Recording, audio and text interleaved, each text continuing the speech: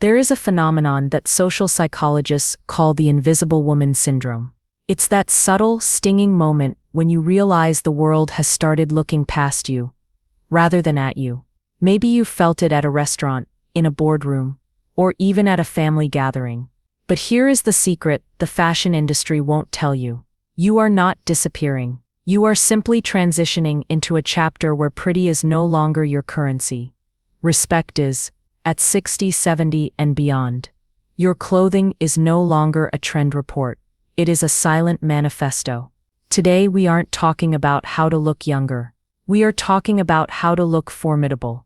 I'm going to share 3 research-backed stylist secrets that flip the script on invisibility, ensuring that when you walk into a room, the air shifts, and people don't just see you, they listen. The first secret to commanding respect is what I call the architecture of authority. Think about the buildings that project power: museums, courthouses, cathedrals. They all share one thing: defined lines and clear edges. Humans are biologically wired to associate sharp, vertical, and horizontal lines with stability and strength. As we age, our bodies naturally soften. Our skin, our silhouette, even our posture. If we mirror that softness with our clothing, think oversized tunics, pilled cardigans, or cozy shapeless knits, we unintentionally signal to the world that we are retreating. We begin to look frails rather than focused. To fix this, you must introduce structure. In styling, we talk about the third piece. Your top and bottom are your base, but the third piece, a tailored blazer, a structured trench, or a crisp vest, is what completes the frame of your body. The shoulder line. This is the most important real estate on your body. A seam that sits exactly at the edge of your shoulder, or a very slight shoulder pad, creates a veld or shape that signals vitality. Fabric weight. Trade thin, clingy jerseys for harder fabrics like heavy linen, gabardine, or structured wool. These fabrics don't just hang on you, they hold their own shape. Tomorrow, take your favorite comfortable outfit and swap the cardigan for a structured blazer. Watch your reflection. You'll notice your chin naturally lifts. That is enclothed cognition in action. The psychological phenomenon where the clothes you wear change the way you think and act. When you feel like an authority, the world has no choice but to treat you like one. The second secret is about reclaiming your presence through the high-contrast color palette. There is a myth that as we get older, we should soften our colors, moving toward beiges, pales, and pastels. But here is the reality: as we age, our natural contrast often decreases.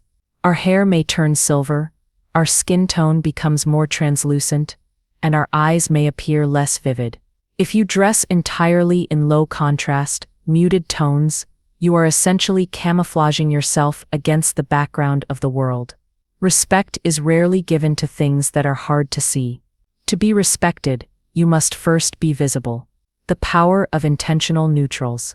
This isn't about wearing neon. It's about choosing colors that provide a frames for your face. Deepen your neutrals.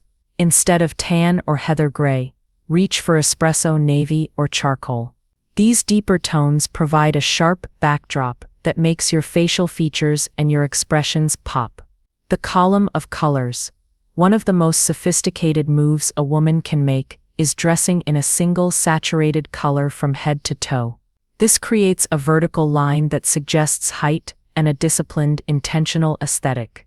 The psychology of saturated hues. Research in color psychology suggests that saturated colors like emerald, burgundy, or royal blue are associated with high arousal traits, energy, confidence, and leadership. When you wear a high-contrast palette, you are signaling that you aren't tired, you are energized. Do luminosity check. Hold a piece of clothing up to your chin in natural light. Does it make your skin look muddy, or does it make your eyes look brighter? If a color makes you look tired, it is actively working against your authority. Respect starts with a face that looks clear, bright, and ready for engagement. The third and perhaps most overlooked secret is the use of the signature accessory. In our younger years, accessories are often used to follow trends. We buy what's in this season. But a woman of respect understands that at this stage of life, her accessories are intellectual markers. They are evidence of a curated life, a sharp mind, and a refined point of view. When you wear many small, delicate, or fussy pieces of jewelry, the visual message is cluttered. It can look tentative. However, when you choose one or two bold, intentional pieces, you are telling the world, I know exactly who I am, and I don't need to overcomplicate it. The anchor effect, a signature accessory, acts as a visual anchor. It draws the observer's eye to a specific point of strength. The power of eyewear. Your glasses sit directly over your eyes, the center of communication. If you are still wearing invisible rimless frames or outdated styles, you may be signaling a desire to hide. Thick, architectural frames signal intelligence and a modern, forward-thinking mindset. The legacy piece. This is the time to wear the big items.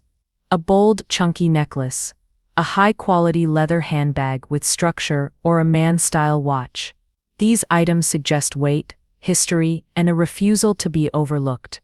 The legendary Coco Chanel famously said, "Before you leave the house, look in the mirror and take one thing off." For the woman seeking respect, I would adapt that: take off the three things that don't matter, and replace them with the one thing that does. One hero's piece, whether it's a vintage silk scarf tied with precision or a bold sculptural ring, creates a memorable silhouette. It's the difference between being the lady in the sweater and the woman with the incredible silver cuff. One is a background character, the other is the lead. We often think that respect is something we have to earn through our words or our actions alone. But the truth is, the way you present yourself is a silent instruction manual for the rest of the world. It tells them how much you value your own presence before you even say hello. By choosing structure over softness, contrast over camouflage, and curation over clutter, you aren't just getting dressed. You are claiming your seat at the table. You are signaling that you are relevant, formidable, and most importantly, still very much here. Aging is not a slow fade into the background. It is a distillation of your power.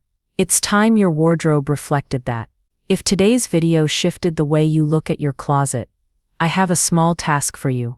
Go to your mirror, find that one invisible beige cardigan or shapeless tunic, and ask yourself if it's serving the woman you are today. Then leave a comment below telling me, what is your signature's item? Is it a pair of bold glasses, a legacy watch, or a specific color that makes you feel powerful? I read every single one of your stories. And if you found value in this narrative, subscribe to join our community of women who are redefining what it means to lead a curated life. And I'll see you in the next video.